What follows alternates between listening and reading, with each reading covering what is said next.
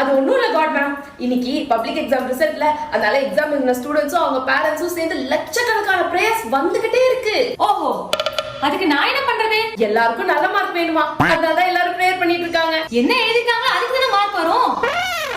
சரி பரவாயில்ல, ஒன்னொன்னா படி பாப்போம். ஒரு பையனுக்கு 450க்கு மேல மார்க் வேணுமா? எவ்வளவு மார்க் எழுதிருக்கான்? 200 மார்க். 200 மார்க்குக்கு தான் எழுதிருக்கான். 450 மார்க் எப்படி கொடுக்கிறது? சரி, கூட ஒரு 10 20 போட்டு பாஸ் ஆக்கி விடுற மாதிரி பண்ணு. ஓகே. என்ன ஒரே புகை மூட்டமா இருக்கு? இவன் உங்களுக்கு சாம்பிராணி போட்டு அதிக மார்க் வாங்கிடலாம்னு பிளான் பண்ணிட்டான். அட மட்டன் சாம்பிராணி, இப்படி எனக்கு சாம்பிராணி போடுறதுக்கு ஒழுங்கா எக்ஸாம்க்கு படிச்சு எழுதிக்கலாம்ல. அடுத்து ஒரு மிரட்டலான வேண்டுதலா இருக்கு. இவளுக்கு